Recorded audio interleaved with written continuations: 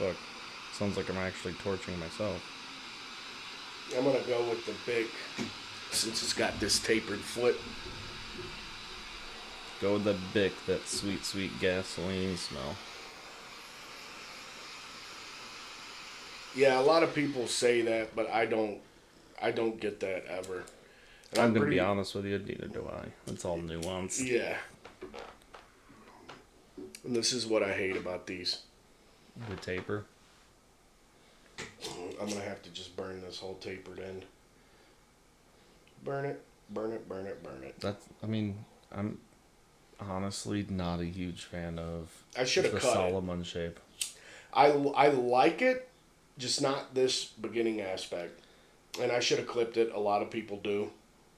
Yeah. The point of this, though, Just making it easy to light. to make it easy to light, and where it originated was, there was a guy who'd roll his own cigars on a ship, and he decided to roll it with that little nodule because with the breeze, the match kept blowing out on him. Oh yeah. So he wanted to just quick light it, suck on it, and then it go. And it should work, but it doesn't. It don't fucking work. The more you know. Welcome to Welcome Los Churcos. to Los Churcos. I'm Travis, I'm Nate. and I just learned something new today. I just fucking woke up, drove to Nate's, and he's already fucking educated me. I made that up. That's not true. Why you gotta do me like that? No, I'm kidding. That's just what I heard. It could be totally made up. I don't know. It sounds like a cool fucking story to tell people, though, so I do. Great. Misinformation. It's not misinformation if I don't know if it's true or not. Yeah, that means you were misinformed. You can look it up. You'll find the same thing I just told you online, but there's no way. Or, well, maybe if there's a name attached to it, but, maybe. I don't know. I mean, he started it with, well, this pole I'm smoking. He's really trying to hit that home. I'm really having to suck on this pole here.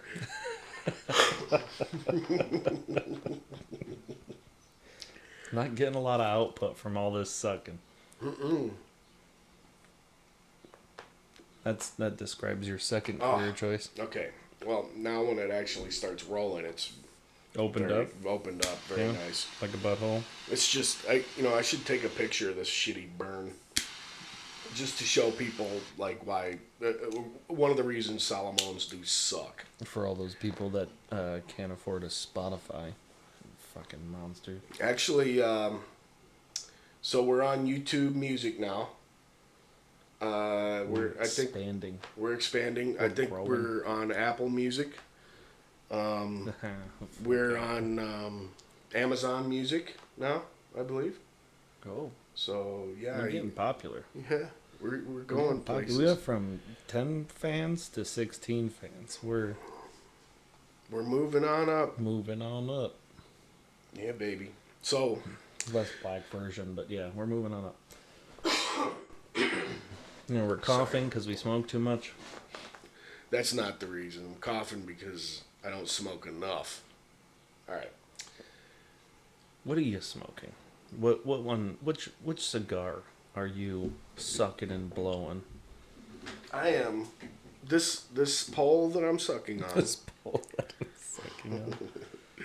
This is the Daughters of the Wind, Sabino. It's got a Ecuadorian Habano wrapper, Costa Rican binder, and the filler is Peruvian and Dominican. And Peruvian is fucking awesome. I like Peruvian a lot. Yeah, that's a good cigar. It's a really good cigar. Today, we decided to smoke high-end smokes because this episode is about what makes a cigar expensive.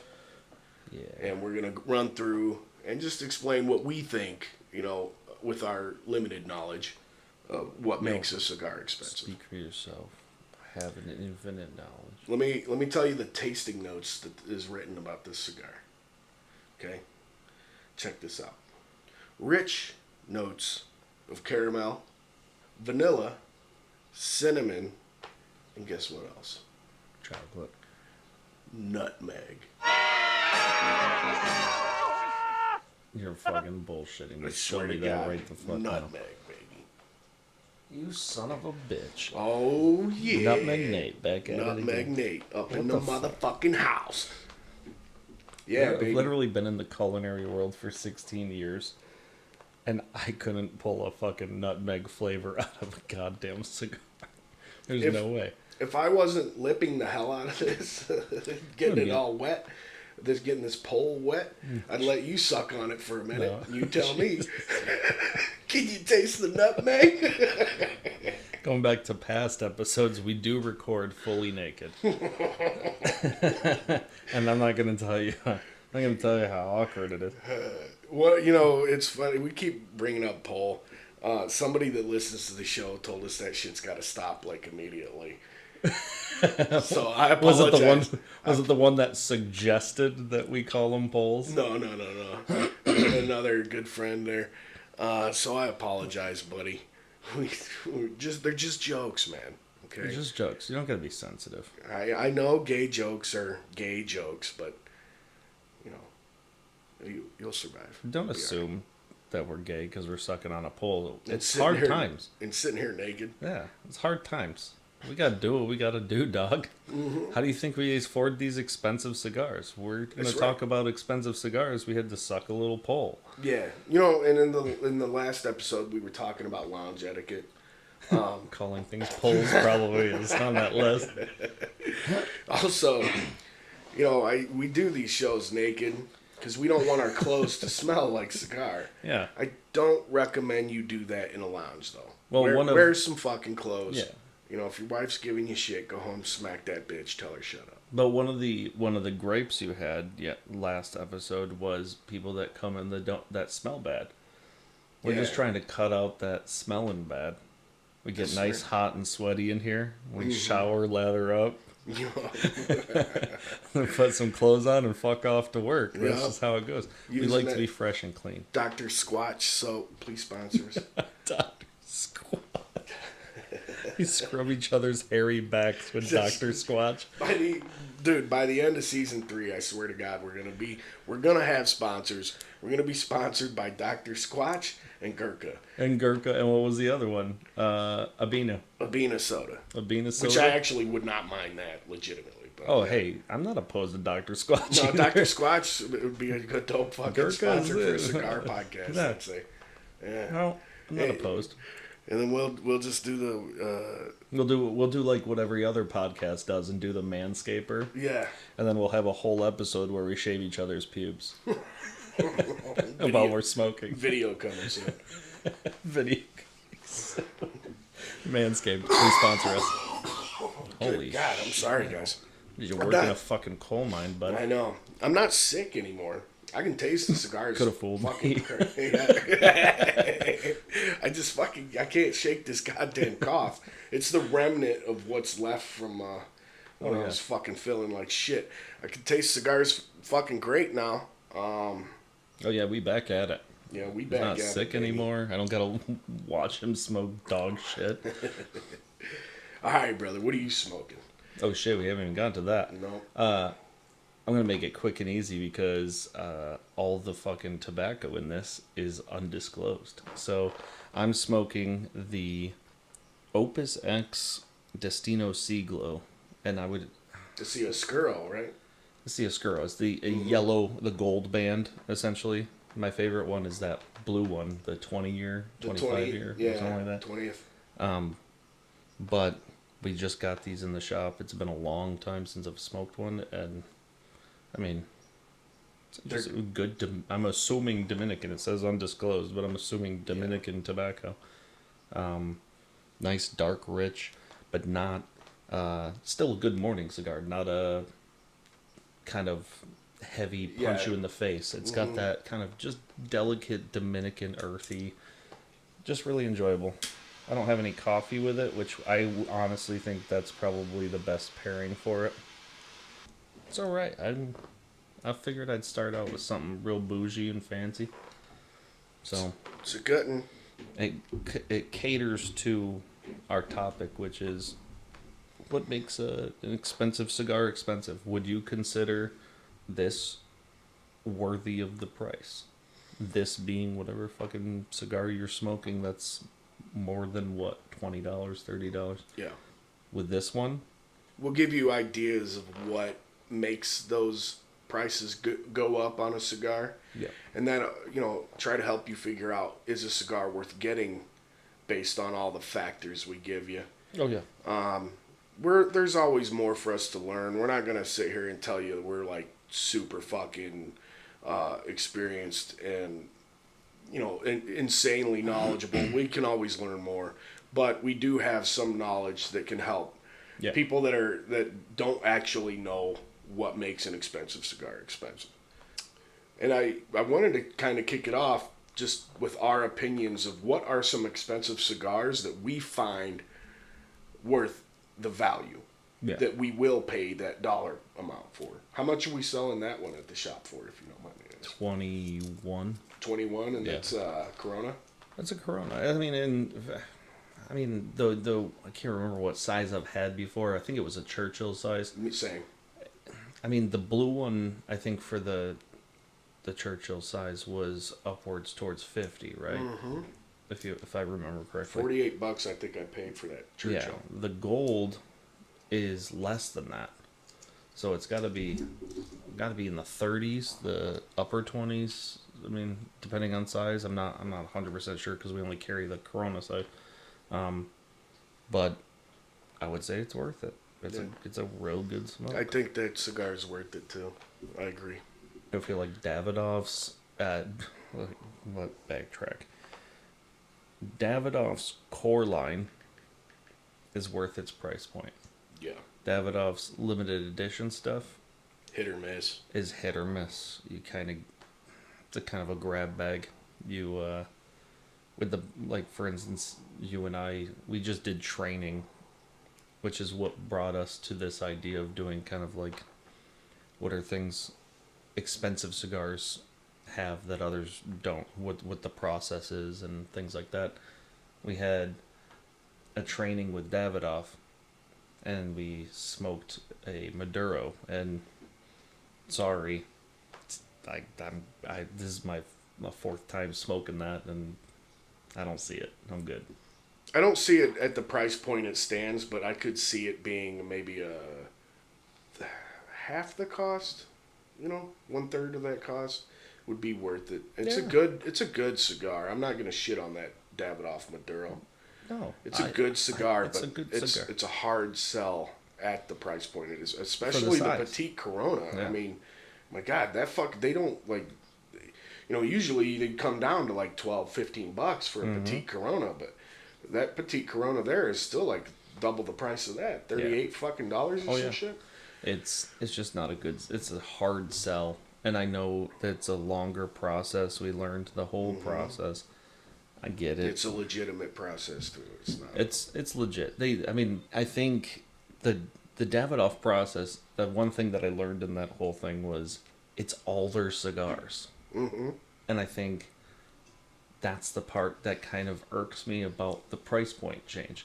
Yes, the Maduro has a little bit longer aging to it. The fermentation is taking longer and whatnot, but the entire process from seed to cigar is the same with all of their cigars. So, I understand the aging process is the big part of the whole thing, but is it fucking $30-$40 worth an upcharge? I don't know. It's tough. It's a tough one. It is tough. I don't think it's worth the price point to cut it short. I don't know. Well, let's touch on this more later when we do talk about processes and stuff. Oh yeah, because I think the Davidoff Maduro is, because we had that training for it, is going to come up a lot more in conversation. Probably, yeah. But beyond that, what is other cigars for you that you're willing to pay the price for? Here's a hot take. So I've had the Gold Sand Pry now 3 times. $77 cigar. Yeah, very, very pricey. So you remember my gripe about it when I first smoked it, I said, if you blindfolded me, I couldn't, if you had me smoke every single Samurai, I don't think I could pick out which one is the $77 one. Right. I still have that gripe, but to a lesser degree. At first, I would have said, no, it's not worth the $77. I've sat down with the owner twice now and smoked one. And this third time that I smoked it, I don't know if it was just the vibe. I was drinking a nice espresso. I don't know what it was. And I also I got it for free. That fucking helps. It's really fucking good. I mean, this is my third time in it, and I'm not gonna deny it's really good. Okay, but is it $77 good? Would you pay it? Granted, that experience sounds dope as fuck, man. I mean, some customers would pay $77 to have that experience. Is that cigar $77 beyond the experience like that? So, from an unbiased standpoint, so here's the thing. You and I know damn well, how many cigars can you think of? You can probably count on one hand how many cigars you can think of that would be worth that $70, $80, $90, $100. It's very far and few between because you and I are very picky about that. You and I are like, even if it's a fucking really great cigar, phenomenal experience, we're always going to be like, it could be $5 less. It could be cheaper, yeah. Always. So but being unbiased and comparing it to other brands and whatnot, I mean, the Davidoff Maduro for that short size is $58. If we're going by just compare and contrast, it's a nice thick Toro. Mm-hmm. Or is that a Corona? No, I think that's a Corona Doble or a Toro. What the gold? Oh, it's a Toro, I think. It's a Toro. I mean, for that Toro, it's so well constructed. I smoked that bitch for 2 fucking hours. Mm-hmm. And I would say comparatively, yes, it's worth $77. I've smoked the Etefal Plasencia, which I think is a phenomenal blend. But is it $66 phenomenal? I would argue that Samurai got that beat at least by double or triple quality-wise. So, is it worth $77? I would say so. I think the third time's a charm. I'm like, fuck, this really just hits it. So I'm gonna go ahead and say no, it's not. Well, fuck you. I'm gonna say no, it's not. But here's why. This is the end of the podcast. I'm using yours. We're done. We're done. I don't want to fucking talk to you anymore. I'm fucking done with this shit. But here's why I'm gonna say that it's not. Then because it took you 3 tries. A cigar that's $77 fucking dollars and 3 tries to get to be like, okay, it's worth the $77.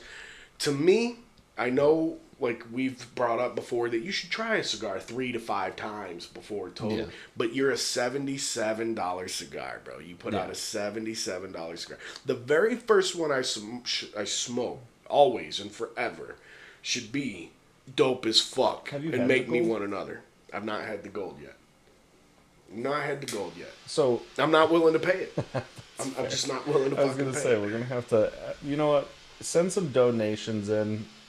We're gonna save up and get Nate a gold Samurai because I'm curious to know what he thinks. Because I think it. I mean, in all honesty, I think it's in your wheelhouse. Like, it's not Nicaraguan. It doesn't got spice, but like has a little strength to it. But it's really silky. I don't always need spice. I mean, you know. No, I know. There's a lot of stuff I like that's very clean and nuanced. Yeah, this does have a bit of spice on it, but it's not like a Nicaraguan spice. Yeah. Like hardcore pepper or cayenne. Or nutmeg. But I think let's get some donations in. Let's get Nate one of these. Speaking of donations, we're working on trying to get something set up where if you guys are enjoying this, you can pitch in whatever value you're getting out of it. So if you want to send $1, you can send us a fucking $1 or whatever. That'll be up soon. Yeah, and we'll start it out. We'll get Nate a gold Samurai. You know what? Send enough. We'll both get Samurais. We'll smoke them and we'll review them on the podcast. Show. Yeah, I'm all for that. But still though. So you're saying now that it is. To me, and I'm speaking this is not me as a salesperson or anything. I would Yeah. never say this as a salesperson, but as a consumer, no way. It took you 3 tries hearing about that as a consumer. Has there not ever been a cigar that you had to smoke 2-3 times where you're like, fuck, this is... Yeah, but those not- aren't hurting the bank. Yeah, You know what I mean? involving price point, Because yeah. part of smoke, to me anyway, I don't have baller ass money. I'm not a fucking baller. I want to be. I'd like I'm to not be a little either. I taller. get it for free. I wish I was a shot caller. Unbelievable. But anyway, Dad joke it's from the dad. it's a thing that those cigars aren't hurting the bank, and I know, like, I smoke a lot. I smoke at least one a day. I can't afford to try a $50 cigar Yeah. 3 different times, For those that can do that, or you're in my ballpark of what I make a year. You'd have to smoke way less to smoke the finer things, and you're still taking chances then. Yeah. So, like, once a week, smoking a $50 smoke once a week, and you Then didn't you like can't it, smoke, and yeah. then the next week, you trying again, that same cigar that you didn't like the week prior. That's 3 weeks of big spending. It's 3 weeks of big spending, buddy. That's a hard fucking sell. Not only 3 weeks of big spending, but 6 days of not smoking in between each one. Yeah. Which sounds fucking miserable. Miserable as fuck. I can go maybe 2 days without smoking, and then I'm like, you know what? I need a fucking cigar. That's right. And 2 days is pushing it. 2 days is hardcore, buddy. I'm all right one day from time to time, but on the second day, I'm scratching my neck. I was going to say you had to go fucking 4 days, or not even more than that. I ain't gonna front. I smoked some cheap shit on those days. That is true. That is true. I did. I still smoked something, I can think of a cigar that's definitely worth the price point, and you're gonna get sick of hearing me say this, and all of you may as well. Davidoff Grand Cru Diadema. Yeah. I'm telling you, I know it's expensive, and it's not that expensive. In all honesty, it's less than the Maduro and longer. And longer. And I smoked one of those. I agree with you on that. That Yeah. is worth the price point. It's mind blowing how much a cigar can change by just tweaking a process. Mm-hmm. Which Let's not get into that because I do want to go into the process later. Oh, yeah. There's a lot of things that go into making a good cigar. Oh yeah. You had told me before we started recording, Plasencia is one that you think is not the higher end stuff is not worth the price point. No. And I love Plasencia. Same. It hurts me to say that, I don't think that their stuff is worth that $60, $50, even $40. Yeah, that's the 30 limited edition stuff 30 that we're talking about. 30, yeah, limited edition, $30 max. I've smoked almost every limited edition that Plasencia has put out. Yeah. And none of them have wowed me like the cigars that I am willing to pay that price point for. Yeah. None of them. I like them a lot. Like yesterday I just smoked the Year of the Snake. I really enjoy that fucking cigar. Good smoke. A lot. But it is not worth what they put it out as. No. To them it is. And I'd be curious to know what their processes are. I know we're talking about processes. I mean, I don't know much about what makes that snake. Me neither. Yeah. And that's another thing that... Let me go ahead and say this right now. Get this out. When you go read a company that, like Davidoff, you can go read and they tell you in their bio and everything, their process. They talk about their process of how they get that tobacco where it should be for them to justify the luxury price point. Yeah. If you're seeing a company that's putting out high-end stuff and they can't tell you why that stuff is high-end, Yes. they're not really worth going towards. If they're just telling you a bullshit story about we believe in luxury and the finest things in life, but they never actually touch on why is it the finest thing in life. Yeah. You're just selling me tobacco that you think tastes good at that point. If you're not telling me why the fuck that tobacco is so fine. It goes. I mean, the whole thing. Even unique sizes and the aging process. If you just tell me, oh well, we aged it longer, well, cool. Mm-hmm. Is that $30-$40 more than, like, go through the process? Let give me a I guess perspective is, I guess, what we're asking for is, Yeah. what makes that size so unique? Why, you know what I mean? Like, how many companies specify why a Lancero is so expensive is because it's harder to roll. Yeah. Like, no one ever specifies that. Don't fall for the stupid bullshit of, oh well, it's a unique size and this, that, whatnot. Why is it a unique size? Why is the aging process costing so much more money? Why is the size costing so much more money? I think that's a huge point. Is Davidoff has no issue with it. Fuente has no issue with pointing it out. Nope. Sanprai has no issue with saying, hey, we only use this much of our tobacco. Like, things like that. Yeah. I mean, There's only been one cigar. I mean, maybe I didn't research hard enough, but there's only been one cigar I know of for Plasencia where they had an explanation for the higher price point. which one? The Ometepe.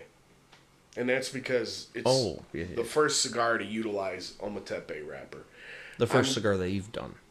No, wrapper. No other companies used God, what a Ometepe terrible wrapper noise. as a wrapper. It sounds like for some reason Ometepe is very hard to get wrapper quality leaf out of. Oh, okay. I see what you're saying, because I'm trying to think of another company that uses Ometepe, but it is just the filler. The filler. I No, never that's the thought about that. first one to use it as a wrapper. I've smoked one that it's fucking awesome, and I'm glad that I was able to try that. But it's another thing that's okay. I'm sure it took a lot of time sorting out, and maybe that's the reason for the 100. Yeah. Part of the reason. I know for sure the brand, the box, the design, everything that went into that is part of that price point too. I mean, it's a beautiful presentation. Yeah. I'd rather have less of a presentation though to try that. I mean, that's the only one I know of from Plasencia that gives an explanation. Yeah. The magnetized tubos, that's part of the shtick, making it $100. Mm-hmm. I can do without that though, and those kind of things piss me off. Plasencia is a fantastic brand. You didn't need to go all out unless this is something where you're never going to make Ometepe a wrapper again. Yeah. It's never going to happen again. Okay, fine, but just more explanation. Give me more reasoning. It's hard to justify a price point, $100 for a cigar. And this may be a hot take. I love Nicaraguan. I don't think Nicaraguan is as premium as stuff as I've smoked out of the Dominican, out of Costa Rica. It's a hot take, but I'm gonna take your side on it, because I think I agree. I feel so. What I'm feeling, and you may be able to agree with this, is Nicaragua's almost the new Cuban. Mm-hmm. It's the soil's super fertile, super easy to just pump out fucking tobacco. It's becoming, I mean, how many more Nicaraguan companies are there? I mean, every time a new company comes out, they're pumping out Nicaraguan cigars. Mm-hmm. And it's turning into a scenario where, well, you know, come to Nicaragua, our soil's fucking great, so people just pumping out stuff. I mean, and it doesn't have to be spectacular, it doesn't have to be high end, you know what I mean? Yep. And they try to do, I mean, so what makes that tobacco more special? Which? The Ometepe. It's literally an island on a lake. Yeah. With volcanic soil. Right. What makes that so special compared to all the other volcanic soil in Nicaragua? Because it's on an island? Because it's not. Yeah, that's something we may need to do research on to really know. But like, you see what I'm saying? So there's a lot of, it seems like in Nicaragua, companies are getting bored, or they're maybe not getting bored, but they're trying to push the boundaries with, like, in a box. Yeah. And they're like, oh, well, this is a small plot of land in the middle of a fucking lake, and this soil's been untouched. Yeah, well, it's something I did hear a while back was Nicaragua. The variety of soil out there is insane.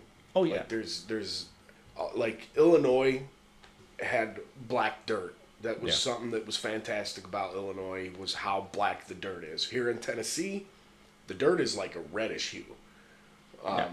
which means it's like high in iron. You know, iron-rich soil versus a black dirt that has many different nutrients in it, giving it that Yeah. black. Apparently, in Nicaragua being such a small area, that it's like that throughout But Nicaragua. don't you think that Cuba also was like that before they completely destroyed their entire fucking soil nutrient Oh, most content? likely, yeah. So, Most likely. to my point, I honestly think Nicaragua's turning into the new Cuba. Yeah. It's turning into a scenario where there's not a lot of space to push boundaries because Nicaragua is so small. There's lots of varieties of soil, but they've fucking planted on everything. You know what I mean? It's not like you're not offering something super new and super unique. And I mean, I agree with you. I mean, Nicaragua's not pushing out fucking premium $70, $80 cigars. Right, yeah. They're the everyman tobacco where it's That's how I feel about it. Yeah. And don't get me wrong, though. Like, Nicaragua does have tobacco that I'm happy paying $30 for. Oh yeah. You know? Arguably one of, I mean, maybe not my favorite region, but arguably one of my favorite regions of tobacco is Nicaragua. I feel like Same. it's the variety is phenomenal. Mm-hmm. The ability to go that harsh, spicy, aggressive route, or go that creamy, coffee, Yep. sweet route. That's awesome. Yeah. Same. I'm not shitting on Nicaragua by any means. I fucking love Nicaragua. I just don't feel like you can produce something for my liking that is on in that price point. You know, $30 seems to be the range I go for Nicaraguan. So again, for Plasencia, when they're releasing these things, I mean, that Year of the Snake is a Nicaraguan Puro. It's got I believe it's a Nicaraguan Habano wrapper on it. Yeah. Binder and fillers, Nicaraguan. It's fucking really good cigar. Really good. But I'm just not willing to pay $50 for it. Yeah. I'll buy it again if I find it at the deal that I got it at the first time I got it. Which I got it at, like, you know, it was like $26 a pop that I got it at. And that was a deal on top of a fucking deal that I got that day. Yeah. So there was like two deals. The deal without it is like $32 a stick. That's pushing it. To me, the Year of the Snake is a fantastic $25 to $30 cigar. Yeah. Max. Super random, kind of off the trail. Region wise, what is a underrated and less explored region that you think could create some really premium shit? Costa Rica. You don't think they're already doing, like, they're already Well, exacerbating they're getting there. Yeah. Yes. Peru. But they're the same thing with Costa Rica. So Yeah. a lot of the good cigar, like this Cass Dagley Daughters of the Wind has Peruvian in it. A lot of these stuff have Peruvian. The Bandolero, Blue Band, I forget the actual name of that. That has Peruvian. Yep. Black Ritos. Costa Rica and Peru. I think some Byron has Peruvian in it. Monte Cristo Platinum. Y'all be shitting on that. I'm gonna revisit. That has Peruvian tobacco in it. I think the Ritmo, Alvo Ritmo has Peruvian. yeah. The Fogata has Peruvian. Peruvian. Yeah. So there's that one's utilized. I would love to see more out of Honduras. Yeah. Like unique tobaccos out of Honduras. I think we're gonna start seeing That Plasencia 151. Yeah. That's Honduran. Mm-hmm. The whole thing's Honduran, yeah, it's and a it's a Honduran Puro. great fucking cigar. It is. And every time I smoke a Honduran cigar, barring, I mean, I like Camachos, I'm not gonna lie, but anything I'm smoking that has Honduran tobacco, that nice earthy floral note that comes off of it. It's just a pleasant cigar. Mm-hmm. Not gonna get anything super heavy. I'd be curious to know what Lajero Honduran. Yeah. I'd be curious to see what that's like. So I think Honduras is my. I mean, the Honduran broadleaf is fucking good. That Camacho Oh yeah, Honduran broadleaf. That's I would fucking be good. curious to see what creative shit they can find in Honduras. But we're getting off the track. We're getting off the track. You got to stick to expensive So- shit.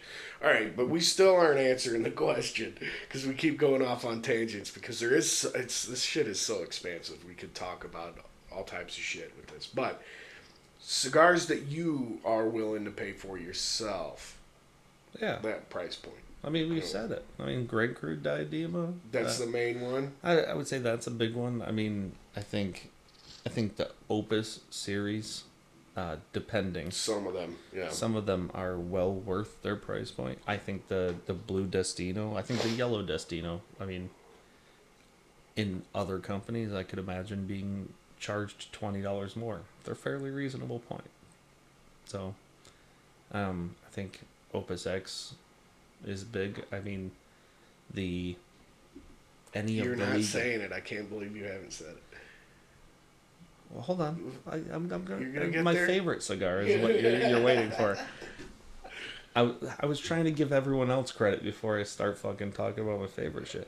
I think to some people, Liga Privada may be expensive, but I think that's well worth the $20, $20 to $25. I agree. I think I would pay. God, I hope fucking Jonathan Drew's not listening to this. I would pay $30 for a Liga Privada cigar. I think they're that good. Max. Yeah, that's max. Absolutely. And they do have some $30 leagues. Oh yeah. I mean, a lot of them are Chinese market. Yeah. Like I think the Year of the Dragon. The was year a of stuff. But the one that Nate's waiting for is the Senator. I mean, $33, $35. That's well worth that. I think most foundation cigars are very well priced for what they are. Yeah. That Highclere Castle Victoria. I mean, what, $15, $16 I saw it for? Yeah. That's a great smoke for $15, $16. Night Commander would be fantastic at $30. Mm. $25, $30, but they want like $45, $50. That may be the exception. I'll admit that. That one, Yeah. I don't know.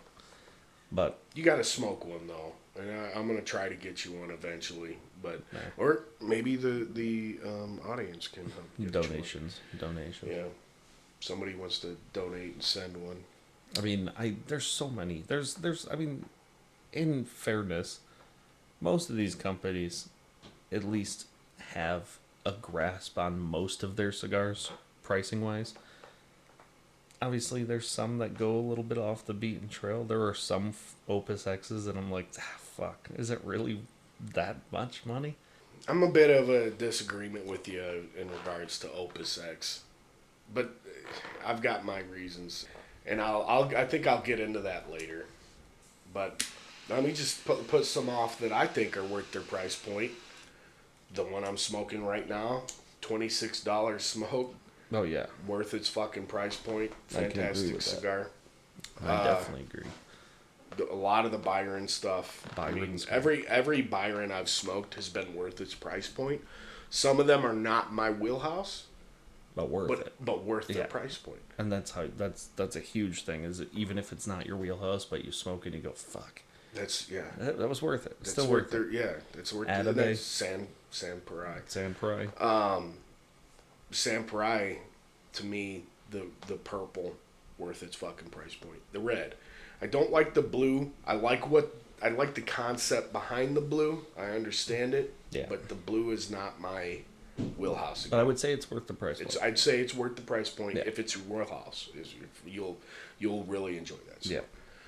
I think all of those are fairly priced. I'm the actually red anchor, yeah. worth its price point. Red to me. Anchor is good. I mean, Bandolero is a steal. Yeah, I think. Bandolero. Well, if Bandolero goes any higher than it is, no. Oh yeah. If it they goes go any higher than the price point it's at now, fuck no. You know, I mean, granted, I understand inflation and everything like that, but Yeah.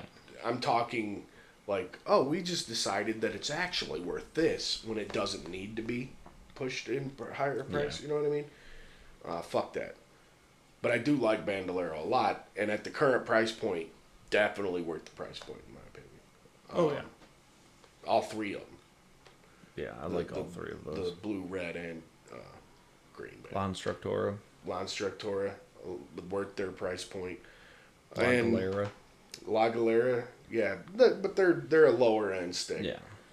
I'm talking those higher end expensive cigars. I don't even consider Bandolero La to be. Instructora and Bandolero are not. Yeah. They're not that expensive. I mean, Padron? they are and they're not. Yes, Padron, to me, some of their cigars that are at their price point, well fucking worth it. I'm going to be honest with the audience here, though. I've never smoked the 50th. I've never smoked the 60th. I've never smoked any of the Padrones that, except with the exception of the black, that have that higher price point. Yeah. I've smoked the The black is $30 good. Padrones. Those are fucking worth it to me. Yeah. Of course, with everything, you're going to want to try to find discounts. You know, if you can find them, fuck yeah, get it. Of course, a lot of this is also just subjective. It is. I mean, because But I think a lot of people that are into these brands know Oh, yeah. as well, and they would advocate for that as well. yeah, It is subjective, but I do think that there are numbers to back up these claims. oh yeah, Padron's fucking classic though. I mean, Padron's just, their low end sticks are worth their fucking price point. Padron knows how to price themselves, in my opinion. Padron, to put it into perspective for our training, we touch so little on Padron because we all are in agreement that Padron sells itself. Yeah, no, They're you don't really- need to talk them up at all. I don't need to go in there and do a car salesman pitch on Padron. Like, I can go in, point at the wall, and they're like, I get it. Or they're already fans of it, and I have to drag them to the other side of the humidor to show them something different because they're so fucking laser focused on Padron. I will admit, when I first started smoking and I had a higher end Padron, I thought it was overrated.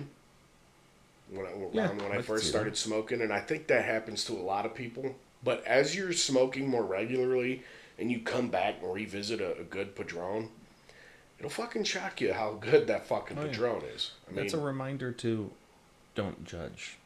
Go back, smoke shit that you didn't like before. Yeah.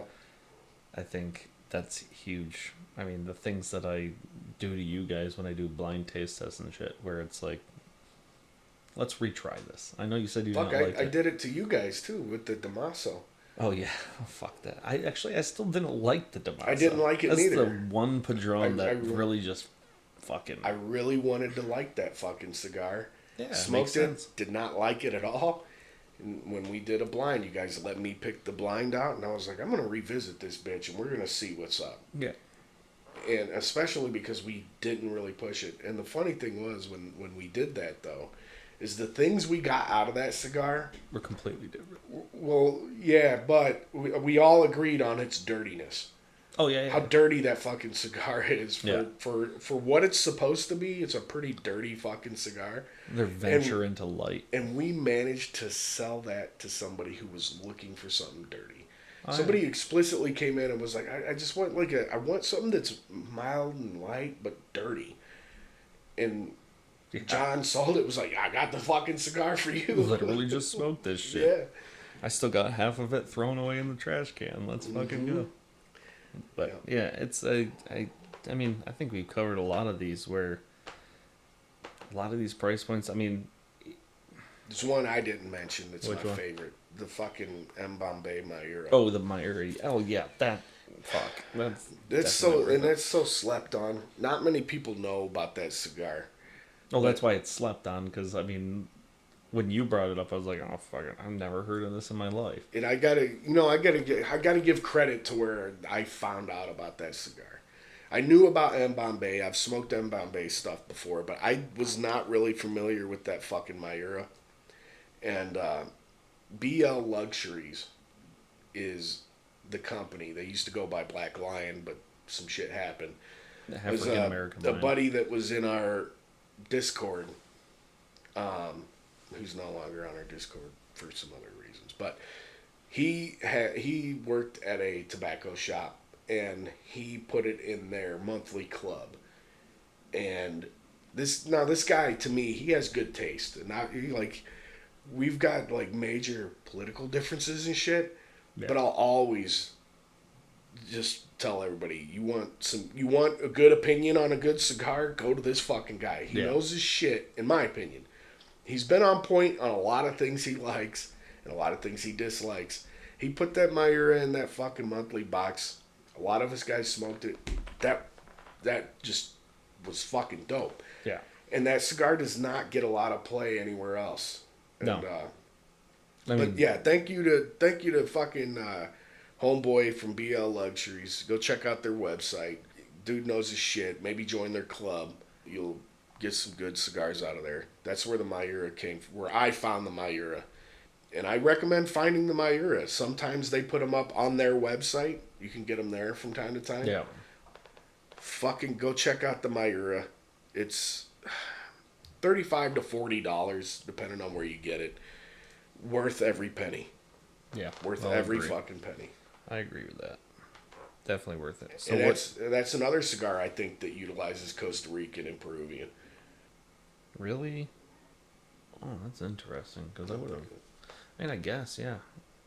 I mean, the notes that I got on it didn't scream Peruvian and Costa Rican. I mean, Let me double fucking, check. that fucking cigar, not to get all fucking poetic and shit, but like that cigar was a symphony of just flavor. For a cigar that's like Connecticut light, super light. And then you smoke it and it literally punches you in the face with flavor on flavor on flavor. Ecuadorian Habano wrapper. Mm-hmm. Filler comes from Paraguay, Peru, and Nicaragua. Oh, see, that's dope. Paraguay. Good, really good fucking cigar, man. I highly recommend it. For anybody listening, go check that shit out. Do yourself a favor. Spend the money. Smoke it. Enjoy it. And out of all the cigars that we talked about, as much as I love the Senator, I'm telling you, that was the one cigar that almost gave the Senator a run for the money. Yep. I think, like he said, absolutely go seek that shit out. At least buy one or two and fucking smoke them, because they are mind-blowingly amazing. Yep. I was. It's very rare that I get my fucking top blown off by a cigar. That cigar had me. I mean, you watched me smoke it. I kept going, "Wow, what the fuck? Wow, holy Really good. shit! Wow!"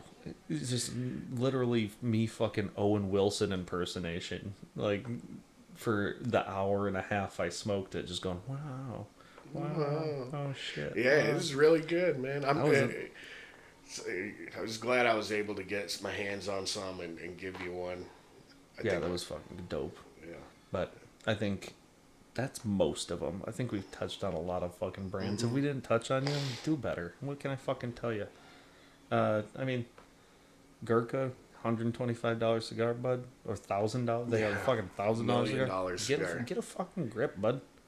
What other brand have we not touched on? I mean, you said Gurkha. What other have we not I mentioned? don't know. We've touched on a lot of them, and I mean, if we haven't touched on you, be more memorable. I can't help you with it. There is others. I mean, Furio Tego. I fucking love the Elegancia. Oh yeah, all of those are. I mean, I think I The rate those. Suma. I literally just bought the 4-pack, the fresh pack, because I fucking love all those. I think, I mean, like I said, Davidoff, except for limited editions. Can't think of any other brands. I think the Illusion, Warped. I feel like, so we can go into like boutique brands. With boutique brands, they try a lot of fun and funky shit. With that comes, I don't want to call it unreasonable, but comes a price point that's kind of just sporadic and weird. I can't think of a high-end boutique cigar that I can't think of a high-end boutique cigar really, but I can't think of one that's worth the Meets price that point. price point. Yeah, because they're such a small situation. they try something new and fun and funky, usually they're upcharging. So, I mean, can you think of a boutique cigar brand that's worth its price point? Not really. El Septimo. Oh, I mean, beyond boutique, I didn't mention J.C. Newman. J.C. Newman makes some stuff that I feel is, I mean, the Black Diamond, to me, worth the price point. It's $25, $26 cigar. That's a good call. J.C. Newman's good. I think some of the high-end Monte Cristos are really good. I agree with that, too. Yeah, absolutely. The Signature, well, the Signature is only 15. Signature, I think, is well worth more than the 15. I think... What about Hoya's Numero Uno? Because that's about their most expensive cigar. Fuck. It's up there. I mean, we're talking, like, so when we're talking about favorite Connecticut's, Hoya Numero Uno is definitely in my top, probably it's up 5, there. top it's 3. Very good Connecticut for sure. But I think it was better when it was a bang for the buck. Is it worth $20? I think so, but I don't go reach for it though, and that's the problem. And at that price point, I don't reach for it. Yeah. If it was $8 less, you know, and I'm being, God, I'm begging for that. Yeah, less. that's you know, I'm not. yeah. I'm nitpicking. But if it was $8 less, it would be in my repertoire more often. I just don't think. And I agree. I mean, I've grabbed it a lot less because they've raised it to 20. But back when it was 15, 16, 17, 18, I was regularly grabbing it. Then they started going into this 20, 21, 22, and I'm like, I don't know. Yep. I think that's the cusp. That's the maximum I'd be willing to pay for it if they start marking it up more, which everyone's marking their fucking prices up. They start marking it up more, it's not I'm gonna have be to one cut it from the top. Yeah, I agree. And it sucks because, I mean, I have said this multiple times, my owner thinks the same. Hoya de Nicaragua, I think, is a extremely underrated company. I feel like they don't get enough appreciation. I need to revisit them more because I honestly, there's a lot of their stuff I just don't enjoy. Like, I didn't really like the what's the one that's supposed to be real dark and full? The Dark Corojo. Antonia? No, not the dark. Oh, Antonio. Yeah, okay. That one was not as full bodied to me or full strength to me. It was hyped up as a very full cigar, and it just was not that full to me. Yeah, but I think it is. I think it's pretty full. I don't know if I'd go very full, but I would equate that to like maybe a little bit under a My Father Judge, and that's a pretty heavy cigar. Maybe I need to revisit because last 2 times I smoked it, I was like, this motherfucker just does not. It misses the mark. Try the Dark Corojo. That shit's a fucker. I did that one too, and it was the same thing. Really? Go fuck yourself, Nate. God damn, we're done with this shit. Yeah, sorry guys. This guy, it's over. Don't send your donations. Yeah, he doesn't even light cigars. He just chews on them and shit. I want to say I want to say I think it's pretty funny that we've brought up donations in this one, with this one being about expensive cigars. You know what? Here, don't buy expensive cigars. None of them are worth it. All that extra money that you would be spending on an expensive cigar, donate to us so we can smoke. So I can smoke it and tell you that it was not worth it. Yeah, there we go. The circle of life, baby. All right, but let's move from specific brands, well, we can still mention these brands, but let's move into what processes and things go into making a cigar expensive. Yeah, I mean, we did a ton of training and shit on this. I think biggest thing is attention to detail. I think the overall grand scheme of what makes an expensive cigar expensive, attention to detail.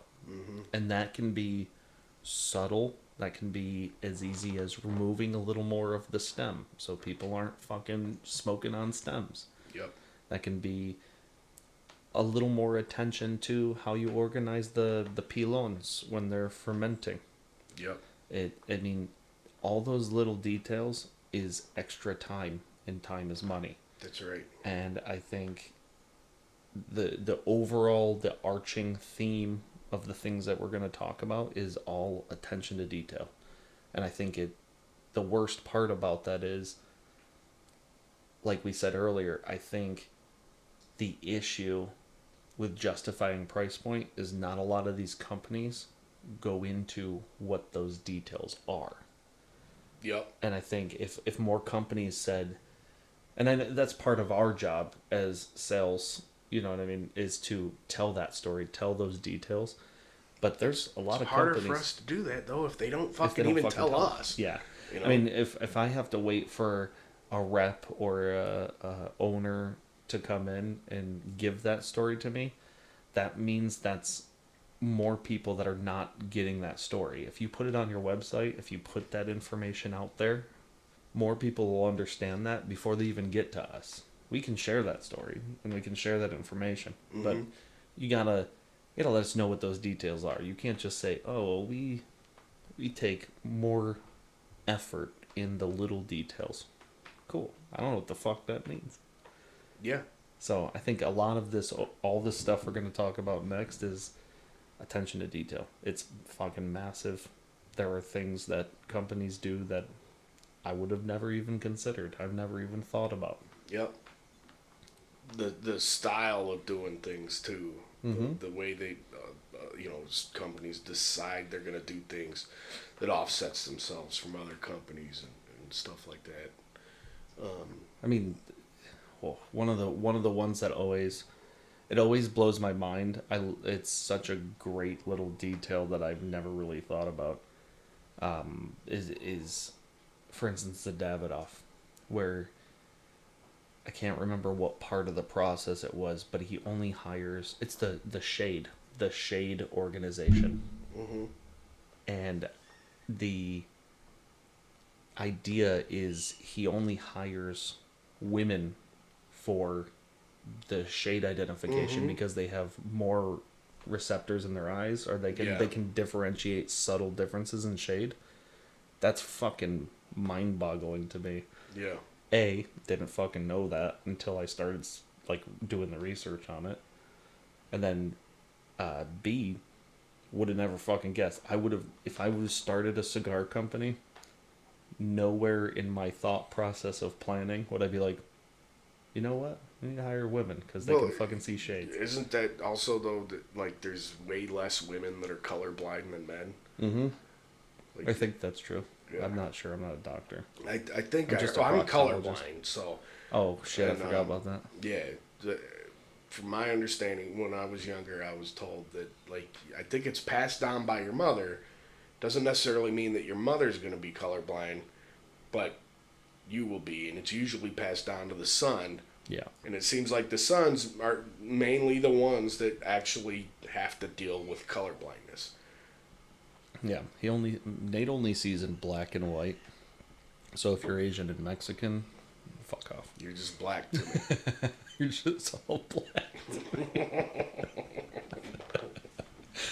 You're just all black. Whites all glow. They're all glowies. No, I see colors, baby. I just don't see them as good as everyone else. Yeah, it's. I think those little details, or, I mean, a lot of people wonder why when you're seeing like rolling rooms, a lot of them are women. Mm-hmm. There are some men, but a lot of them are women because they have. I mean, all of it's about receptors. It's like they're softer touches, so you're not fucking choking a cigar blend like it owes you fucking money. You're softly touching it. You're packing it the right way. It's you know, dick experience. Yeah.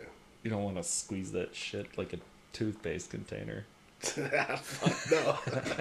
That's not how you get that out of there. That's not how you get that out of there. As Nate taught us in an earlier podcast, it's all about the suck and blow, ladies and gents. Suck and blow. But I think those details are the ones that are insane to me, because like, how often do you think about that shit? Well, that's going to translate to dollars as well. Yeah. Oh yeah, I mean, 10+ years experience for rollers. Yeah. Oh, some of these companies. Let's start out easy though. We'll get to that, but as far as seed varietal, Crop, seed. crop, location, rarity of crop. What was the one that you were telling me in the car? Which I know what it is, but I want you to talk more. You can't make me. I'll fucking make you. It's the like the seed varieties, the creating of specific strains. Oh yeah, hybrids. Yeah. Hybrids and kind of being a Monsanto of certain fucking tobaccos. Yeah. Yeah. Shit, I forgot what I was telling you about that. I remember it was right after the training we were talking about how crazy it is that they had created blends. Companies will create blends that yield more, or blends that they can grow all year round. Right, yeah. By using that, like, for instance, Davidoff has their own specific crop, their own specific seed that they had created from, crossbreeding, and hybridization, yeah. And they're the only ones with that seed. Yeah. Nobody else has that seed. Which is huge. I mean, you're talking about science. And in our training, part of them getting those seeds is over a 15-year process. Yeah. Of picking out seeds that aren't exactly what they're looking for in that varietal. And getting rid of them. And I think it was only 10% of the seeds actually make it through. Yeah. To getting germinated and making it to the fields. Yeah, I think the guy had said a lot of it is for that first process of growing and creating that hybridization and that kind of thing. That was all science. Mm-hmm. And what did he say? Like the first third of the process is all science based. They got scientists and fucking people studying this shit, the soil content, whatever. Mm-hmm. And then the rest of it is all just fucking knowledge, word of mouth. Yeah. And it's, I mean, like, to go from being in a lab and having, like, science tests to get the seed going. Once it turns into a crop, fucking dude can look at it. The dude that's been doing it forever, he can look at it and go, that leaf's fucking prime. That leaf's ready. Yeah. Let's pick that now. Let's do this now. I mean, I'm sure there's company that have fucking heirloom seeds that have been generations from, passed down via farm, Oh, yeah. And the same varietal. Another one that you already knew, I didn't know, is they plant crops when they're not using it for tobacco. Yeah. They rotate. If they're not rotating, they try to rejuvenate the soil by growing another crop in it, mowing it down as it starts to grow to rejuvenate. I thought that soil. was cool. Yeah, I don't know. That's like Cuba's having a big issue. It's harder and harder for them to rotate crops and everything like that. But I don't know a lot about Cuba. But from my understanding, Cuba is having a hard time maintaining its quality. Yeah. Because of, I mean, granted, they don't sell to the United States, but they sell all over the world. And there's just, they can't keep up with demand, especially after the 90s and then the late 2000s boom. And then supposedly we're in another boom right now, which it does seem like we're in a boom. Yeah. So just keeping up with that, where companies like Davidoff and Fuente and Sanparai, they're keeping up with it. Yeah. They're managing it. Well, and then on top of that, with Cuba, the government fucking took over everything. So the government turns it into a corporate thing where it's just pump out as much shit as possible, put the Cuban name on it, and charge a premium. Yeah. Whereas Fuente is family owned. Davidoff, family owned. Like it's a family business, and I think that's where they kind of separate themselves. But I think those family businesses have the opportunity to take those details, those creative choices, and create an actual premium product instead of just saying it's premium and pumping it out like a factory. Right. Yeah. So, I mean, what are some other things that dictate it? I mean, from taking care of crops, actually taking care of that does dictate it.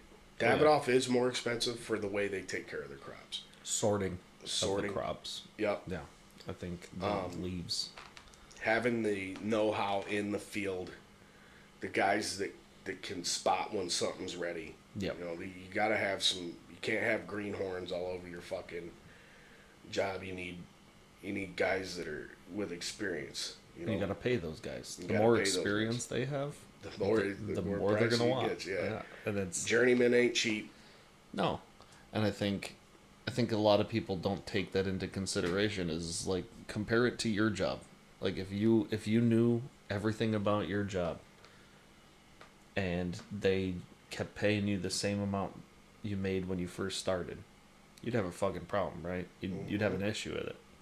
The more you know, the more knowledge, the more quality you can bring to your job, the more money you're going to want. Yep, and that's going to go through every process that we talk about. Yeah. Every process we talk about, for the expensive cigars, in every process you're going to have more experienced people dealing with those processes. Yeah. That's going to determine the dollar amount of a cigar. If you have way more experienced people working on a project, that project is going to be expensive. I mean, so one thing that I can attest to for what I'm smoking right now, the Destino. Mm-hmm. This is a Corona size. Yep. How long have we been fucking talking now? I'm only halfway fucking through it. Yeah, yours is burning as slow as mine. As slow as mine, and mine's burning fairly quick for the size it is. And so prime example of experience. You want your rollers to have a ton of experience. Mm-hmm. If you can make a fucking Corona perfect, like I'm not having any draw issues to make a Corona cigar last over an hour. You got someone with experience making this. You got someone that's packing it perfectly. And that's, while you mentioned it, I'll go ahead and mention what we learned about Davidoff. They don't have any rollers that have any less than 10 years of experience. Yeah. All their rollers have 10 years of experience. So when you're getting a Davidoff, it is very unlikely for you to get a bullshit draw or a run in your cigar. And that's because everybody rolling those cigars have been doing it for 10 years and have been able to prove their craft and cannot work at Davidoff. Also, to put that in perspective, most companies, most of the, I guess, lower end companies, if you want to call them that, they have a process where they test the draw on a cigar. Davidoff does not do that. Nope. So to have a company that has everyone is 10 plus years to be able to just by hand pack a cigar as perfect as they possibly can. It's handmade. There is things that slip through the cracks. To pack it and create the cigar the way they do and not use a draw tester. That's insane to me. It's insane, yeah. They know how to roll it right. They know what it takes to roll a cigar that's going to smoke right. They don't need a draw tester. And they're confident about that, and that's the best part, is they're approaching it going, no, I fully trust the employees that I've hired to do this. We don't need all the extra shit. Mm-hmm. Let's skip that fucking step because we have all this attention to detail on all this other stuff. We can skip the half-assed process. Yep. It's the same with the fermenting. They don't add heat to their fermenting. They don't fuck with it at all. Yeah, they let it naturally ferment. That is a difference. That's time consuming. Companies that let their tobacco naturally ferment versus a baking type of process where it ferments quicker, use applied heat. Yeah. More pressure, more heat. It's a sped up process. You're not getting as pure of a tobacco doing that sped up process. Your experience is cheated. It's cheated. Yeah. And I think that, there are, I don't want to throw any fucking names, but there are some companies that it is blatantly obvious that it is a cheapened experience because of the cut corners and the overdoing of processes to get it out quicker. Which, I mean, I'm not gonna hate on those companies necessarily. No, that's why I don't want to use I don't want to use names. Names, yeah, because these brands have a place. There's a reason it's being done. Yeah, it's a business. But that's why. If you're doing those things and then putting the premium price point on that, then fuck you. Yes. That's the issue. Fuck you. If you're doing those things and you're doing it because you want people to experience your stuff and you're selling well and you're getting out there quicker and people can't afford it.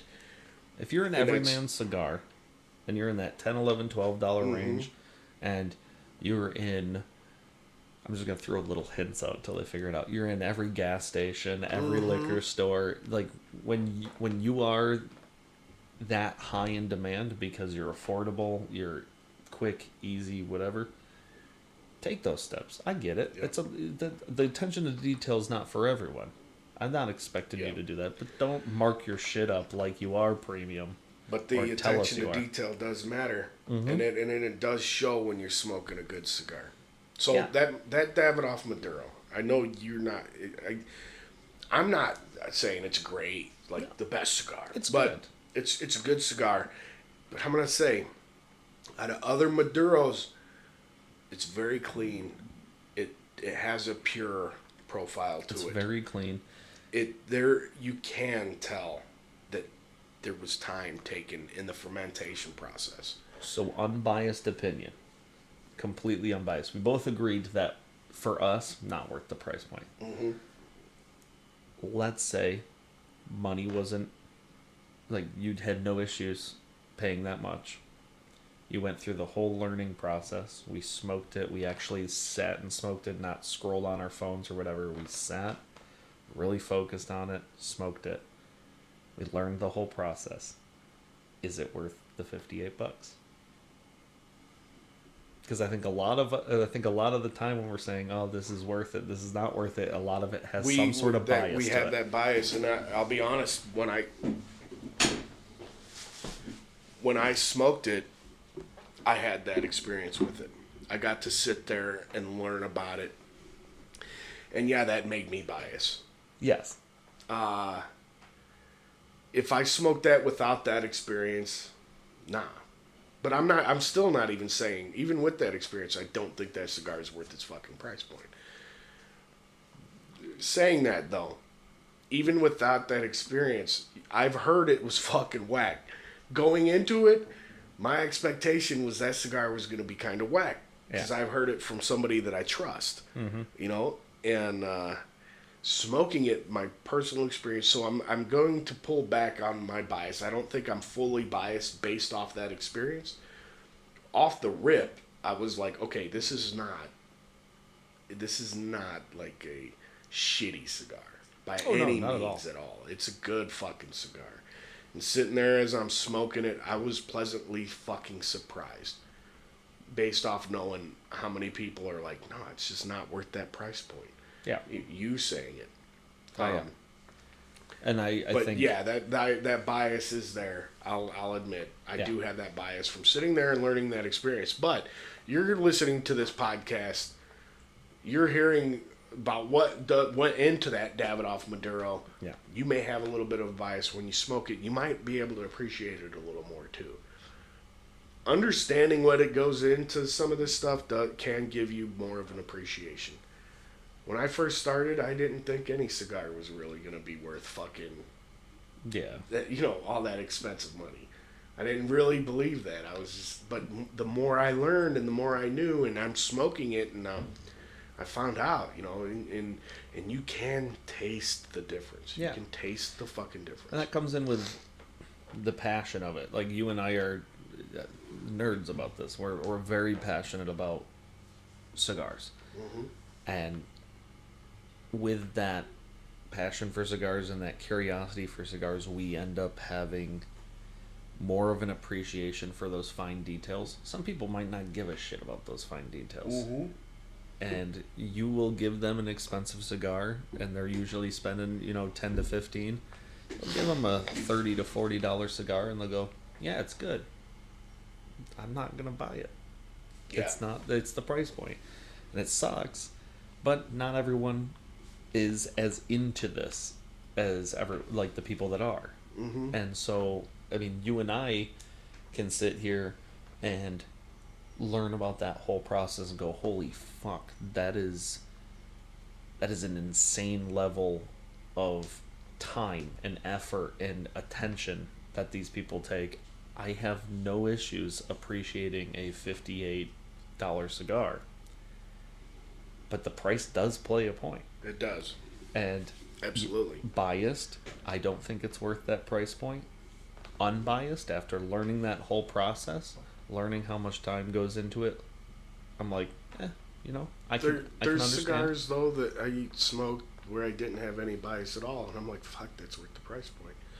Yeah. When I first smoked an Atabay, and I paid the money straight up, I didn't have no fucking employee discount. I straight up paid the money for an Atabay. Fucking targeted. Huh? Shots fired. Yeah. I'm sorry, I'm a manager. I can't help it. I'm jealous. No. I mean, without even looking for discounts, I've smoked the Atabay, is what I'm saying. I smoked the Atabay paying the fucking straight up price. Plus tax, 10% tax on the bitch. Yeah.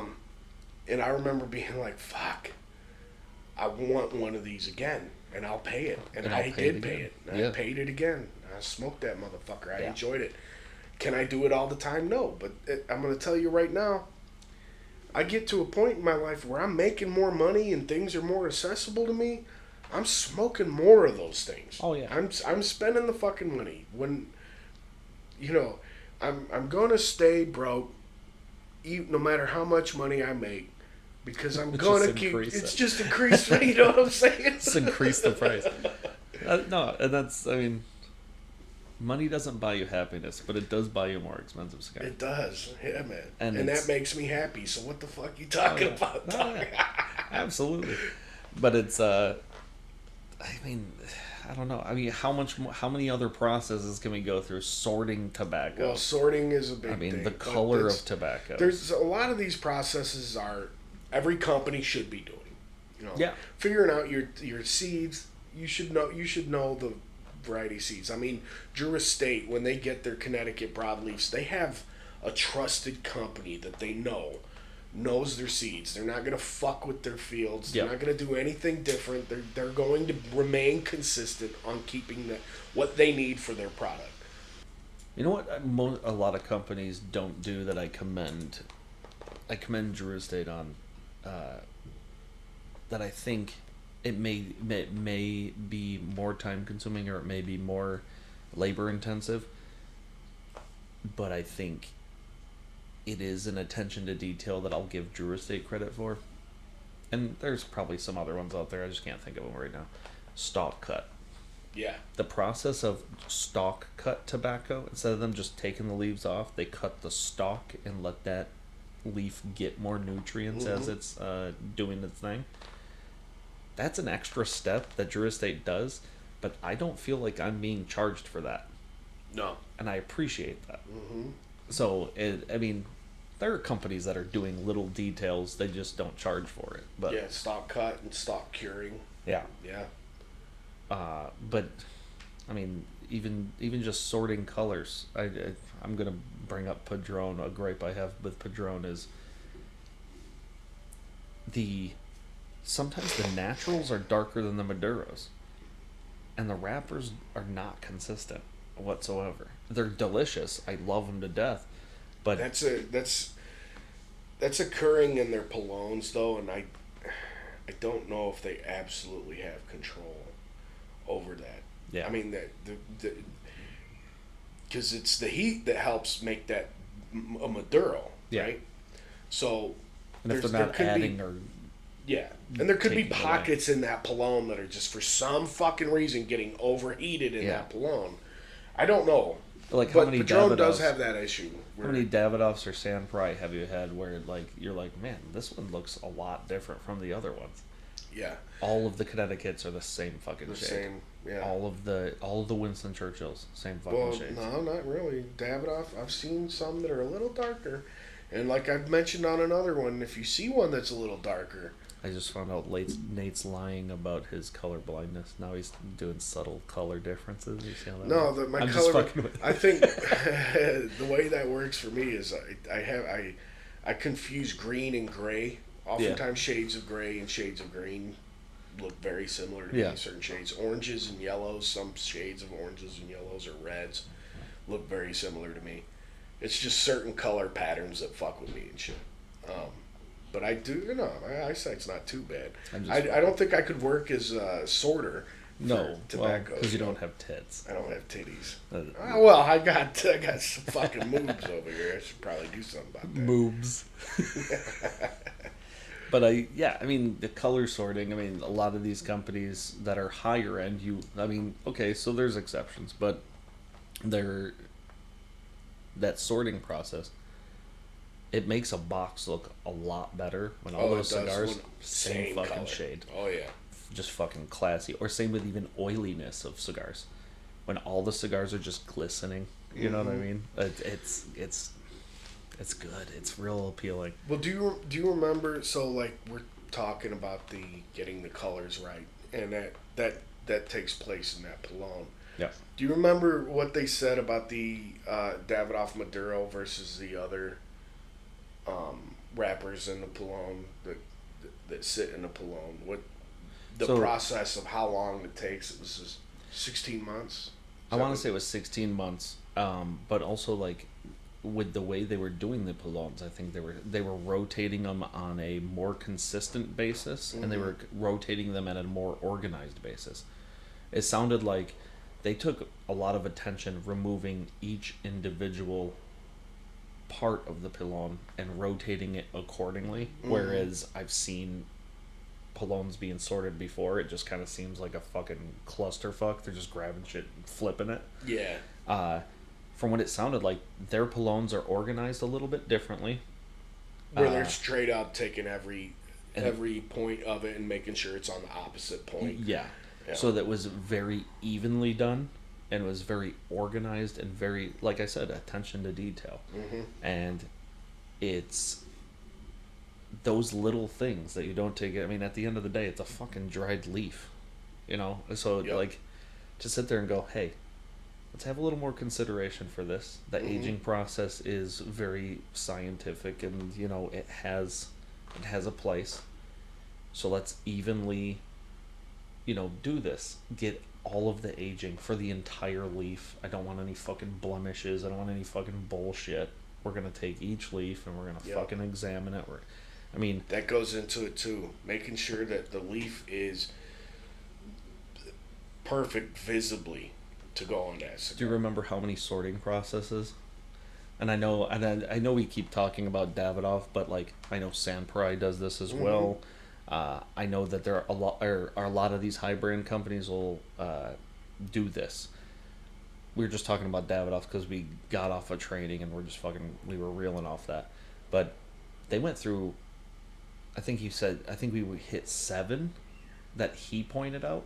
Yeah. 7 processes from when the leaf is still on the crop, the seed, the seedling, they sorted out. The leaves on the crop they sorted out. When they picked the leaves, then they had people sorting it out. When it's fermenting, they sorted it out. I mean, the entire process goes through all of these checks and balances in this sorting process. The number that I have heard or keep hearing is Davidoff only uses 10% of the tobacco from their crops. 10% in the grand scheme of it, not a lot. All those fields they have, all of the fucking shit they have growing and planting and whatever, to only use 10% of that. You go through so many checks and balances and so many sorting scenarios, and you're only using 10%. No shit that they cost as much as they do. Yep. They go through tons of fucking dollars of processes. They have only 10% of their crop, and I mean, why wouldn't you charge premium for that? Yeah. Absolutely. Samurai does it too. Well, Dunbarton Tobacco and Trust, they released their Unicorn cigar, which is the, I forget the cigar it's actually based off of, but one of their top tier cigar. Yep. And they do that process for the Unicorn. So the blend that's made of, he goes through and sorts out the best of that blend. Yeah. The best. And so a lot of sorting only comes up with like probably a fraction of a percent of what's going to make that cigar. And then he charges us $100 for it. Homeboy admits, Saka admits, like, yo, it's not worth $100. No, he's like, no cigar's worth $100. But some company, Davidoff would make, like, hey, there's reasons these are worth $100. So companies will have their reasoning and everything. And then at that point, like the Royale for the cigar, like that's up to you to decide if it's worth $100 at that point. I mean, another thing that I thought was interesting was the Oro Blanco, 650, and then they have the new one that's like 7 something. Yeah. To me, the thing that I thought separated the Oro Blanco from everything else is that from seed to cigar, everything was nitpicked. Someone would go out there and sort through the seeds, and if a seed had a blemish, he would take the seed out, and only the top seeds, the top looking seeds, would get planted. And then the seedlings, only the best, strongest seedlings that survived would continue. And I thought that whole process was specifically just for the Oro Blanco. It's for everything Davidoff does. They will put these seeds on a fucking table or a little tray, and they will sort these goddamn seeds. Yep. And they will sort each seedling. If a seedling looks like it's not going to produce a strong stalk, a strong, crop, they just dismiss it. It's the whole process. And then which makes me kind of undervalue the Oro Blanco, because now the only thing I can think of that differentiates the Oro Blanco from everything else is one guy doing it. One guy does the whole process. Which, cool, but at what point does that just sound like a gimmick? The guy's a jack of all aspects, then, you know what I mean? I mean, Eladio Diaz, yeah. Yeah. Eladio Diaz is, So he's, throughout his career, this guy, Eladio, he's had to have done everything. Every aspect that it goes into doing the this. Master blender of Davidoff. And can blend. Yeah. I mean, to me, that's worth it. If I had the money, I would try an Oro Blanco. Oh, absolutely. That does not mean that I would, because I can't afford it, I'm always going to smoke the Oro Blanco. Yeah. But to me, that experience, knowing that, and being the cigar nerd that I am, I'd smoke one, knowing all that stuff. Oh, yeah. I want to know what the fuck now. And I think, but I guess my point for that was like a cigar that's 600 to 750. All of those selling points that I thought were just for that cigar, Davidoff does for all of their fucking cigars. And that's what makes them premium. So think about all those processes that we talked about. Think about, like, could you imagine? So tobacco seeds are small as fuck, and each flower has 1,000 seeds in it, or up to or no less than 1,000 seeds in it. So you're just fucking scraping flower dicks onto a fucking plate, and you're just with a monocle sorting out these fucking seeds. That's fucking insane to me. So the sorting process, the fermentation is all just really detailed. The selection process is detailed. The time it takes to ferment and ferment properly. And then from there, aging the tobacco itself, which is years and years. So one of my favorite companies, Selected Tobacco, they age their tobacco for a long time. Or hell, I was watching the Sans Pareil video earlier, and Sans Pareil versus, because it's all Hochi Blanco stuff. Oh yeah. All Sans Pareil is special in the age they get in their aging rooms. that is the only one brand in Hochi Blanco's aging rooms that get that extra time, and we're talking 3 to 5 years sitting in that aging. Yeah. Just unrolled tobacco. And they give their tobacco time to rest. So they'll it's like almost a double ferment, double age, because they'll take it out of the environment for fermenting, set it in a separate room to kind of just sit and age and take a breather. Yep. And then they pop it back in and let it cook some more. Yep. So, yeah. Yeah, it's a big process. And the more time it takes to create the tobacco to get it where it needs to be, that's what's good. Yeah, it's worth it, and you can taste it. And so I just brought up selected tobacco right now because something that Nelson Alfonso does with the Byron and the Atabey and stuff is that in his aging room, they let them age a long time. They give them the years that they need. Pre-roll. Yeah. And something they're doing is they're taking, so the cedar that they use in their aging room, they use 5 different cedars. Oh, yeah. 5 different cedars, and from different regions. Yeah. And not necessarily to flavorize the tobacco, but to insert different nutrients from those different regions as well. Yeah. And each ones have different heat tolerances and humidity tolerances. And what he does is he pumps in a bunch of humidity while they're in that room. And I think he said upwards to like 80%. So this tobacco is sopping wet. And then he pulls the moisture out slowly. Yeah. And he does it again. And this is taking time to do. I mean, a month to get it that high humidity, so it's pulling in more the wood. Yeah. That it's sitting there aging in, and then letting it. It takes like 3 times longer for it to lose that humidity. So that's another 3 months there. Yeah.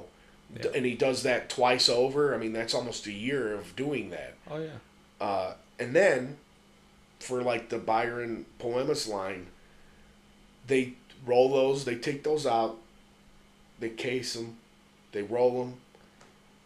And they sit again for another long time. The what's the one called? 1848. Something like that. Something like that. 1858. Those sit in the same wood they use for wine casks to give them a different note in the aging process. And those are great. But the Poemas, those sit. They even say the years on them. Yeah. 4 años, 3. 4, 5. So 3. those are how long they're letting them sit in that cedar room as well. After they've rolled them this time, they do it again in that cedar. And you can taste the difference. Oh, yeah. And the main tobaccos used that Alfonso likes to use, Ecuador, Costa Rica, Peru, and Nicaragua. Oh, they're out of Costa Rica. Yeah, they're out of Costa Rica. That's where they roll. And they do use Costa Rican tobacco. I know they do. Yeah. I think Costa Rican tobacco is there. It's nobody's screaming that they're using Costa Rican, but it is a good tobacco. So the moral of this is that always charge premium for wood usage. Mm-hmm. So those OnlyFans entrepreneurs always charge premium for a little wood. Please sponsor us. Please sponsor us, OnlyFans. Charge premium for your wood. Don't underestimate your wood. I mean, but even so, straight up, the wood that is being used to age these cigars costs money. Depends on the wood that they're using. Some is more expensive than the others. Getting them, shipping them from regions, replacing the wood in these aging rooms. Oh yeah. Replace that wood. I can't help it. I'm a fucking child. I'm a fucking degenerate. Yeah, charge premium for wood. It might be lackluster. It's not about what it looks like. It's about the performance of the wood. Motion of the ocean? The motion of the ocean. Unfucking believable. Aging is a big part of it. Post roll. There's some of these companies would do like San Parai. They'll age their stuff post roll, and you can tell. Oh yeah. Like, even some of these companies they post roll, age, and then you get it, and then you age it yourself. I mean, I've had a Byron Poemas, like a 4 Años. Yeah. They had another 4 years age on it. Fuck. Changes the game. It changes the game. So there's companies that are doing that for you before it even hits the market. Like Sans Parai is one where they're doing that for you before it even hits the market. Yeah. And then you age it longer, and then you end up with, you don't even know it, you end up with a 10-year age cigar. You don't think about it necessarily, but when you see something that's post-roll aged, it might be a fucking damn good stick. Hell yeah. Man, I love when a company says that they've paid a lot of detail. I hate bringing it back to this, but to the fermentation process. I hate getting ammonia on a cigar. Yeah. A lot of these higher end cigars, you're less likely to find ammonia on the cigar. Yeah.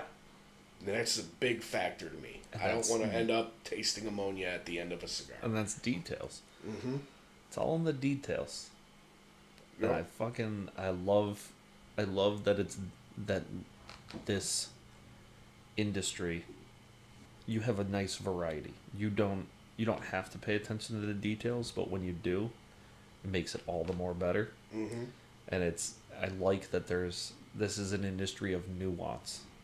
This is not it's not easy in the slightest. They make it look a lot easier than it is, and it seems a lot easier than it is, and it seems like a lot of shit that you're like, man, this is common sense. I should start my own cigar company, or I should start doing this. This can be super nuanced. Very nuanced. And actually, there's rock stars in the game. You bring up, oh, maybe I should start my own company. Well, Yeah. A lot of these premium cigars are made by rock stars that have been in the fucking game for years. Oh, yeah. And know their shit. Henke Kellner. Yeah. Eladio. Hochi Blanco knows his shit. God, Hochi Blanco's a legend, yeah. Willie Herrera. Yeah. These are people that have worked doing that. I mean, Nick Malelo. He worked at Drew Estate. And he saw the ins and outs. He'd had a lot of training. He's the type of person that pays attention to fucking detail. Yeah. He learned a lot on his way, and now look at how successful his company is. Oh, yeah. But there's guys that just, they've been in it for fucking years, and they know how to do it well. You're not going to beat them. You're not going to top them. They know every aspect of it and what every aspect goes into it to making it a premium cigar. So, some of these cigars, if a name's tagged to it, that's a reason for a price point. If you don't want to get into the details, just maybe learn the names, Yeah. and that's going to be a good hint of if that cigar is fucking worth it or not. Yeah, and if you don't want to pay premium for cigars, then, fuck you and your broke ass. Pretty much. Smoke some Jerry's private. What are those fucking? I don't know. Those fucking beat ass cheroot fucking bullshit. Smoke some of them shits. Yeah. If you don't want it, you know what? Just grab some cheap shit. That's all good. But I'm judging you. The but expensive shit is it's worth smoking, man. Yeah, and every once in a while, like I'm not expecting you to just fucking only smoke expensive shit. Again, my favorite smoke is like the HBC Ciro, because it's affordable for me. Yeah. It's a fucking great cigar. It's some of my favorite smokes are cheaper, man. Yeah, and it's all about going back to the beginning of this. It's all about perspective.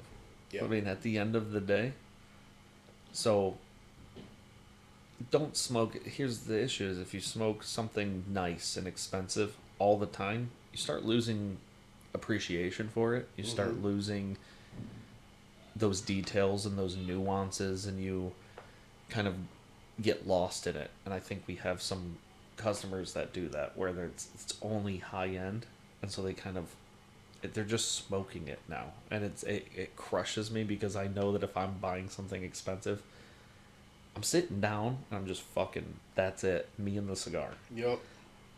So every now and then, like, smoke something nice, absolutely, but I would say go back to those $10, $11, $12 cigars. Go to the $15 cigars. Smoke those, because if you make the expensive cigars kind of like a special occasion or a treat, you have a whole different appreciation for it after smoking those $10 to $15 cigars. Yeah, I mean, there's a guy that comes into our shop that I know he's loaded with fucking money, but his main expense on cigars is $10 a stick. Yep. He don't like spending over $10 a fucking stick, except for occasions. Mm-hmm. And the other day he came in and he bought us all we got the Fuente Añejo in, and he bought us all an Añejo. Where the fuck was I? What the fuck? Well, you weren't there. Where the fuck was I when the dude from Samprai came in? Oh, yeah, that's true. Touche. But even he, I mean, so put it in perspective. The guy owns Samprai. Mm-hmm. He told me he had an event to do for Samprai. So, or no, I think it was PCA. Or something like that. It was a big event. And so he said, for 3-4 days before, he's just going to smoke random stuff.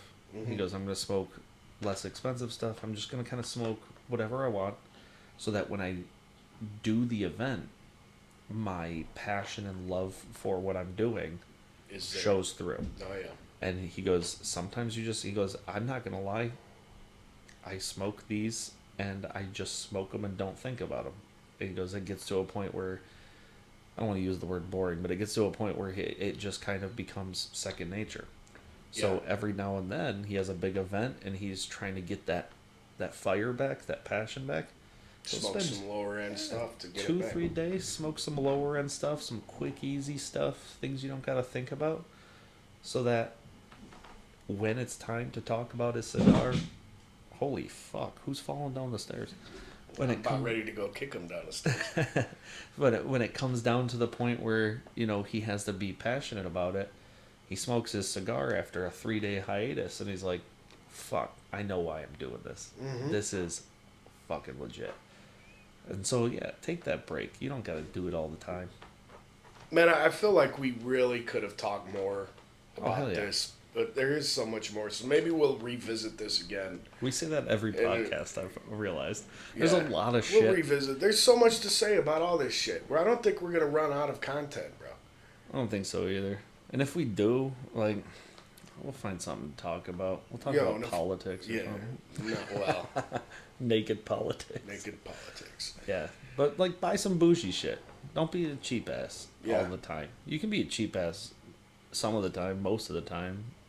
But, every now and then, treat yourself. Yeah. If you're like me and you smoke every day and you don't have the money to smoke the expensive stuff all the time, or you never smoke the expensive stuff because it's just too expensive, do yourself a favor and maybe just not smoke for a week and drop the money on the end of a week cigar.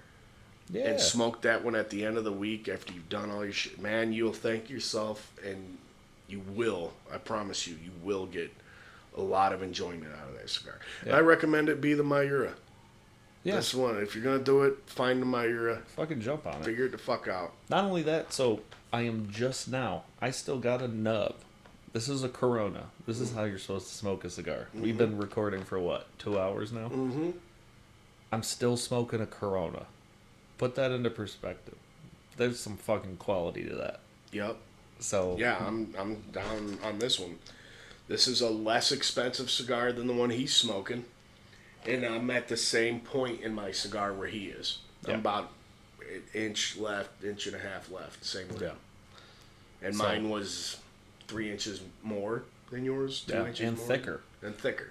So, I mean, come on now. Price point, yeah. It's in the details, I never did get to Opus, my thoughts on Opus. We're definitely going to come back to this. We're going to cover this again. There's more to say about expensive cigars and what makes them expensive. And I'm going to come back, and we'll come back and really dig more into it. It's in the details, babies.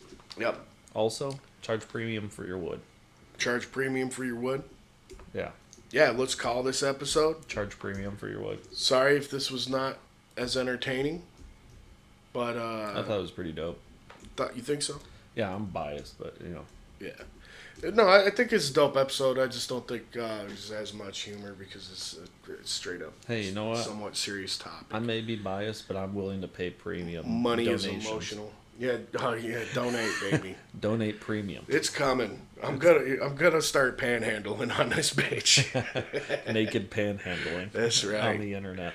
Oh, so it got an OnlyFans now, motherfucker. An OnlyFans where he just sits naked in a room with his hands up looking for donations. Smoky room. Smoky room. Oh, man. Fucking believable. All right, guys. On that note, peace.